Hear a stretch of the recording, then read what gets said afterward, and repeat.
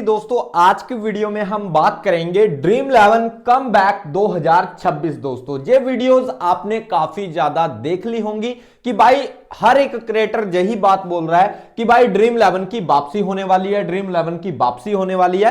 पर ड्रीम 11 की वापसी होगी तो होगी कब? ठीक है, अगर आपने भी इसी चक्कर में इस वीडियो पर क्लिक किया है ना, तो सबसे पहले दोस्तों इस वीडियो को शुरू से लेकर एंड तक देख लेना, क्योंकि यहां पर मैं प्रूफ के साथ आपको बताने वाला हूं। क्योंकि काफी लोगों को काफी ज्यादा दिक्कत है कि भाई आप डेली वीडियोस लेकर आ जाते हो, कोई अपडेट तो होता नहीं है, आप झूठी इंफॉर्मेशन देते हो। तो भाई आज ना प्रूफ बताने वाला हूं जिन भाइयों को ये लगता है कि मैं आपको झूठी न्यूज दे रहा हूं, ठीक है, जहां मतलब फेक न्यूज फैला रहा हूं। ठीक है, ड्रीम 11 की बिग अपडेट आज के दिन निकल कर आई है। नए अपडेट और बदलावों के साथ फैंटेसी गेमिंग की दमदार वापसी जहां पर होती हुई आपको देखने को मिलने वाली है दोस्तों। ठीक है, और आज मैं प्रूफ के साथ क्यों बताने वाला हूं, इसका सबसे बड़ा कारण है आपके कमेंट्स, क्योंकि ज्यादातर लोग यही कमेंट्स करते हैं भाई इसका प्रूफ कहां है। तो आज मैं प्रूफ भी आपको बताऊंगा, अच्छे से समझाऊंगा कि भाई ये डाटा कहां से मिला,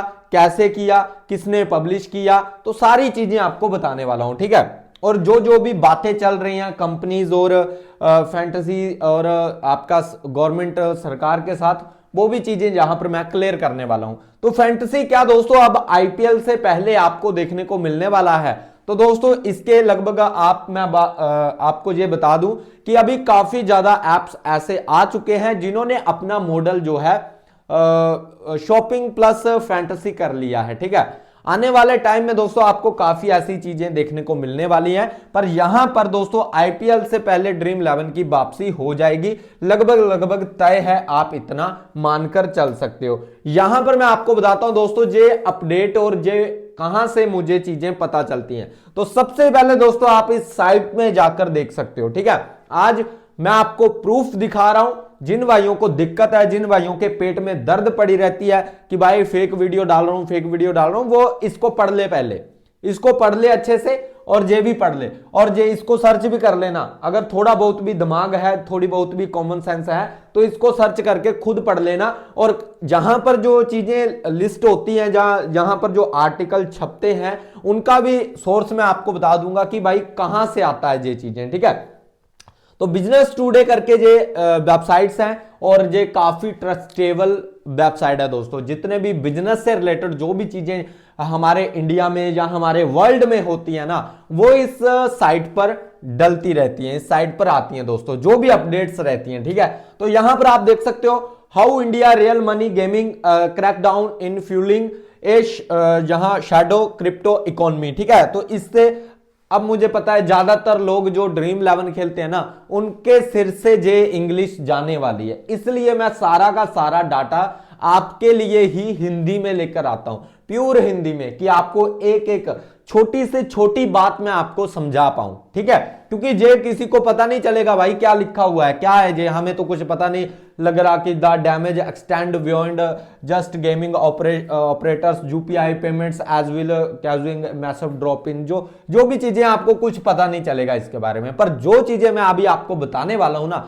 इससे आपको काफी कुछ पता चलेगा। ठीक है, तो सोर्स आपको पता चल गया, आपके प्रूफ आपको पता चल गया कि भाई कहां से ये चीजें आ रही हैं। अब ये जो इंग्लिश में पूरा का पूरा आर्टिकल छपा हुआ है, इसका मैं डाटा आपको बता देता हूं कि क्या इन्होंने बोला है और इसका क्या रीजन है। और गवर्नमेंट पर दोस्तों काफी ज्यादा प्रेशर बढ़ता जा रहा है, कंटिन्यू बढ़ता जा रहा है, क्योंकि बैटिंग पर कोई कंट्रोल नहीं है गवर्नमेंट का। बैटिंग साइट्स लगातार रन कर रही हैं। बाकी फैंटेसी से रिलेटेड भी दोस्तों अलग अलग एप्स आ चुके हैं, चाहे आप कम ऐप की बात करें, चाहे आप ढाबा फैंटेसी, आप और भी पता नहीं कितने आ चुके हैं। ठीक है, लगातार कंटिन्यू चल रहे हैं और यहां पर गवर्नमेंट का कोई भी कंट्रोल नहीं है इन पर, और प्रेशर काफी ज्यादा है। आईसीसी, बीसीसीआई और ब्रॉडकास्टर जितने भी हैं, इन सभी का प्रेशर देखने को मिल रहा है।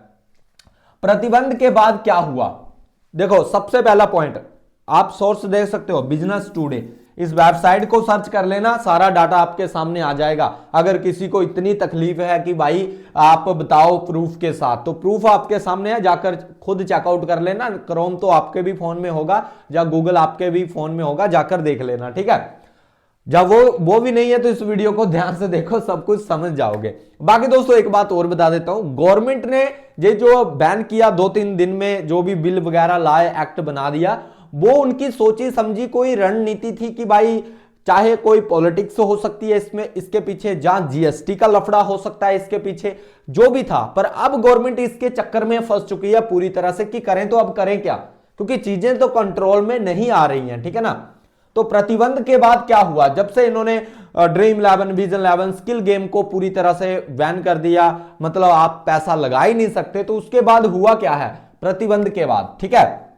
रियल मनी गेमिंग प्लेटफॉर्म बंद होने के बाद लाखों खिलाड़ी और कैश गेमर्स बिना नकद पुरस्कार वाली वैकल्पिक गेम्स बजाय बाहर के ऑफशोर प्लेटफॉर्म की ओर रुख कर रहे हैं। मतलब क्या है इसका, मतलब ये है कि जब से ये स्किल गेम बंद हुआ है, जब से फैंटेसी बंद हुआ है, ऑनलाइन जो पैसा लगता था, ऐसे प्लेटफॉर्म जब से बंद हुए हैं ना, तो ज्यादा से ज्यादा लोग कहां पर चले गए हैं, ऑफशोर बैटिंग। ऑफशोर बैटिंग का मतलब है, ऑफशोर एप्स का मतलब है जो बाहर से ऑपरेट होते हैं, जिन पर गवर्नमेंट का कोई भी मतलब रूल एंड रेगुलेशन नहीं होता है। वो मतलब ना तो गवर्नमेंट को जीएसटी देते हैं, ना कोई टैक्स देते हैं, वहां पर दोस्तों लोग खेलना स्टार्ट कर चुके हैं, ठीक है। और ये आर्टिकल छपा है दोस्तों बिजनेस टुडे में, बिल्कुल रियल है, यहां पर कोई भी फेक चीज नहीं मैं आपको बता रहा हूं, ठीक है। तो इस बात का जरूर ध्यान रखना। बाकी जिनको भाई बकैती करनी है, 2 टके का ज्ञान पेलना है कमेंट में, वो तो पेल ही सकता है, क्योंकि उनको नॉलेज तो है नहीं। अगर नॉलेज होता तो वो मेरी जगह होते और मैं उनकी जगह कमेंट कर रहा होता।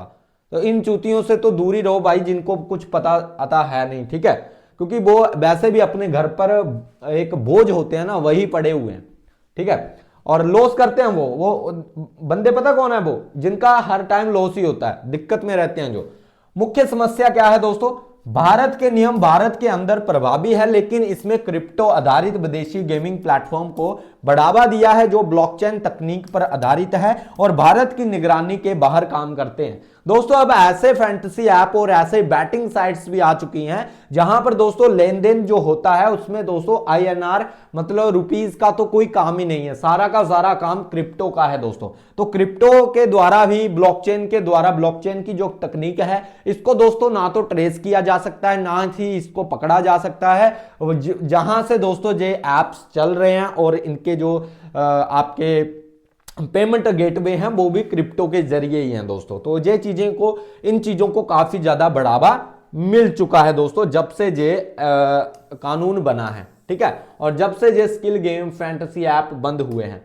नेक्स्ट है दोस्तों क्रिप्टो कैसे जुड़ रहा है, तो ऑफशोर गेमिंग प्लेटफॉर्म अब क्रिप्टो करेंसी, खास करके थीटर, अब थीटर का किसी को पता नहीं होगा, जो क्रिप्टो थोड़ा बहुत क्रिप्टो का ज्ञान रखते होंगे उनको पता होगा थीटर क्या है और USDT क्या है, ठीक है, उनको इतना पता होगा जो भी क्रिप्टो करते होंगे थोड़ा बहुत, ठीक है। चाहे आप कॉइन स्विच इंडिया की अगर हम बात करें, कॉइन स्विच है, वजीरक्स है, फिर आपका CoinDCX है, फिर आपका एक और है, क्या नाम है उसका, एक और है, आप कमेंट में बताना, जिसमें फ्यूचर वगैरह ऑप्शन वगैरह काफी डाले से होता है, ठीक है। तो USDT का उपयोग डेल्टा एक्सचेंज, भाई डेल्टा एक्सचेंज, ठीक है, भारतीय खिलाड़ियों ने लेन देन कर रहे हैं। तो जहां पर दोस्तों क्रिप्टो से जितने भी भारतीय खिलाड़ी हैं जो फैंटेसी गेमिंग से जुड़े हुए थे, वो अभी इस तरह के प्लेटफॉर्म पर जाते हुए नजर आ रहे हैं दोस्तों, ठीक है। और गेमिंग जो गवर्नमेंट है उसको भाई एक अठन्ना भी नहीं मिल रहा इसके चक्कर में। ऑफशोर गेमिंग प्लेटफॉर्म अब क्रिप्टो करेंसी, खास करके USDT का उपयोग करके भारतीय खिलाड़ियों में लेन देन कर रहे हैं दोस्तों, ठीक है। कैसे होता है यह लेन देन, खिलाड़ी भारत में INR से USDT खरीदते हैं क्रिप्टो एक्सचेंज पर और USDT को गेमिंग साइट्स पर जमा करते हैं। भाई बहुत सिंपल तरीका है और गवर्नमेंट जहां पर कुछ भी नहीं उखाड़ सकती इनका, मैं आपको गारंटी देता हूं, क्योंकि हमारी गवर्नमेंट इतनी सक्षम नहीं है कि वो क्रिप्टो वाले जो USDT वाला मेथड है इसको पकड़ पाए। P2P को पकड़ना नामुमकिन है लगभग, ठीक है। आप क्या ही कर लोगे, अगला बंदा कौन है, आपका P2P चल रहा है, ठीक है, उसमें क्या गवर्नमेंट कोई दिक्कत कर नहीं सकती। ऊपर से अगर क्रिप्टो एक्सचेंजेस पर USDT का लेन देन चल रहा है उसको आप ट्रेस नहीं कर सकते, क्योंकि वो ब्लॉकचेन पर आधारित है सारा का सारा सिस्टम। तो पूरी तरह से ये एक बुरी तरह से जो डिसीजन था ना गवर्नमेंट का, इसमें गवर्नमेंट ही फंस चुकी है दोस्तों, ठीक है। जीतने पर उन्हें USDT मिलता है जिसे बाद में वापस INR में बदल सकते हैं दोस्तों, ठीक है। यह सब ब्लॉकचेन पर होता है, जिससे लेन देनों की निगरानी और वसूली मुश्किल हो जाती है। ठीक है, रिपोर्ट के अनुसार यूएसडीटी भारत में डॉलर की तुलना में भारी प्रीमियम पर बिक रहा है। देखो आज अगर आप P2P करते हो या कुछ भी, अगर आपको आईएनआर को देकर यूएसडीटी को लेना है तो दोस्तों आप देखोगे कि यूएसडीटी आपको पता कितने का पड़ेगा, जा तो 99 रुपीज का पड़ेगा, जा तो 100 रुपीज का पड़ेगा। ऑलरेडी जो 90 के आसपास चल रहा है, पर आपको 10 रुपया या 5 रुपया एक्स्ट्रा पड़ेगा दोस्तों। ठीक है, तो ये चीजें चल रही हैं। जो भी भाई क्रिप्टो में इन्वॉल्व होंगे उनको पता होगा मैं किसकी कैसे बात कर रहा हूं, क्योंकि काफी लोगों के तो सिर के ऊपर से निकल जाएंगी मेरी बातें जो मैं अभी बता रहा हूं, क्योंकि ये चीजों पर इन चीजों में हम ऑलरेडी पड़े हुए हैं। आज से नहीं, 2016 से क्रिप्टो के दुनिया में कदम रखा था आपके भाई ने, और काफी कुछ क्रिप्टो में भी उखाड़ा हुआ है, इसलिए ये चीजें मैं आपको इतने सिंपल एंड सरल तरीके से बता रहा हूं दोस्तों। ठीक है, तो नेक्स्ट अगर हम बात करें इससे समस्याएं क्या सामने आ रही हैं दोस्तों। टैक्स और निगरानी का अभाव, मतलब ना तो इनको गवर्नमेंट को टैक्स मिल रहा है, ना ही दोस्तों जहां पर गवर्नमेंट जो है निगरानी कर पा रही है कि क्या किया जाए। क्रिप्टो व्यापार ब्लॉकचेन पर होता है और इसका ट्रैक रखना जीएसटी व अन्य नियमों के लिए बड़ी चुनौती है। सरकार को बहुत छोटे हिस्से की ही ट्रांजैक्शन का पता चल पाता है, ना कि आपके पूरी क्रिप्टो जो भी ट्रांजैक्शन वगैरह होता है उसका कुछ भी गवर्नमेंट के पास हिसाब किताब नहीं आता है दोस्तों। ठीक है, तो ये भी आप सोर्स देख सकते हो, मनी कंट्रोल। और मनी कंट्रोल क्या है वो आप गूगल में खुद चेक कर लेना दोस्तों। ठीक है, अवैध और अनियंत्रित बाजार, तो ऑफशोर गेमिंग साइट्स भारत के कानून के बाहर चलती हैं, जिसमें उपभोक्ता सुरक्षा, धोखाधड़ी रोकथाम और फंड रिकवरी मुश्किल हो जाती है। तो इसमें गवर्नमेंट कुछ नहीं कर सकती क्योंकि वो बाहर से ऑपरेट करते हैं। किसी का भी पैसा फंसेगा, धोखाधड़ी होगी, कुछ भी रोकथाम नहीं है, किसी का भी पैसा वापस नहीं मिलेगा।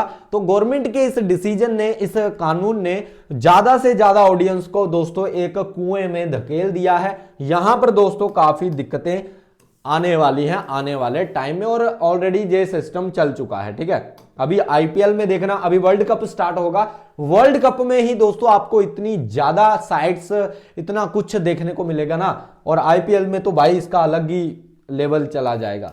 घरेलू कंपनियों को भारी नुकसान देखने को मिल रहा है। ड्रीम11 पोकरबाजी जैसे प्लेटफॉर्म ने कर्मचारियों को निकाला है और निवेशकों में भारी नुकसान दर्ज किया। बस गवर्नमेंट यही कर सकती है, अपने घर को जलाकर बाहर के घरों को सुरक्षित कर दिया, बस यही बात है। उनका पेट भर दिया और अपने घर जो ड्रीम11 था, आपका पोकरबाजी जो इंडिया के एप्स थे उनको बंद कर दिया और सारा का सारा सिस्टम खराब कर दिया। ठीक है, और निवेशकों में भारी नुकसान दर्ज किया क्योंकि वे अब रियल मनी गेमिंग मॉडल नहीं चला पा रहे हैं। और जितने भी फॉरेनर इंस्टीट्यूशन होते थे वो दोस्तों हमारी जो इंडिया की कंपनीज थी इनमें काफी ज्यादा इन्वेस्ट करते थे दोस्तों, और वो भी बुरी तरह से प्रभावित हुआ है इस कानून के तहत। ठीक है, नीति बनाम वास्तविकता, अब समाधान क्या है दोस्तों। सरकार का इरादा तो सकारात्मक था दोस्तों, जुआ और नशे से नुकसान रोकना, लेकिन सूक्ष्म नीति निर्माण की कमी के कारण नियम पीछे हट सकता है या नए दोहरे मापदंड सामने आ सकते हैं। उदाहरण के लिए क्रिप्टो पर अलग नियम और निगरानी तंत्र बनाने की बात भी सामने आ रही है, पर इससे कुछ फायदा नहीं होने वाला। कई सालों से क्रिप्टो को रोकने की, क्रिप्टो में कुछ ना कुछ पंगा करने की इनकी पुरानी आदत रही है, पर आज तक गवर्नमेंट ना तो क्रिप्टो का कुछ उखाड़ पाई है, ना ही दोस्तों ये जो गेमिंग इंडस्ट्री है इसका कुछ कर पाएगी, वो हमें सबको पता है। ठीक है, छाया क्रिप्टो अर्थव्यवस्था क्या है। तो दोस्तों छाया क्रिप्टो अर्थव्यवस्था वह गुप्त क्रिप्टो आधारित आर्थिक सिस्टम है जो भारत के रियल मनी गेमिंग प्रतिबंध के बाद उभरी है दोस्तों। ये नई चीज दोस्तों देखने को मिली है, छाया क्रिप्टो अर्थव्यवस्था। ठीक है, ये कब हुई है, जब ये कानून बना है। यहां खिलाड़ी क्रिप्टो का उपयोग करके विदेशों की गेमिंग साइट्स पर खेलते हैं और सरकार का टैक्स तथा नियमन सिस्टम पूरी तरह से लागू नहीं हो पाता। सरकार यहां पर पूरी तरह से फेल होती हुई दिख रही है दोस्तों। ठीक है, तो अब तक जितना भी मैंने दोस्तों डाटा आपसे शेयर किया है, ये आर्टिकल आप जाकर पढ़ सकते हो बिजनेस टुडे में, सब कुछ आपको वहां पर पता चल जाएगा दोस्तों। कब तक कितना लॉस खाएंगे ये कहना अभी मुश्किल नहीं है, क्योंकि वर्ल्ड कप में भी काफी लोग फंसने वाले हैं।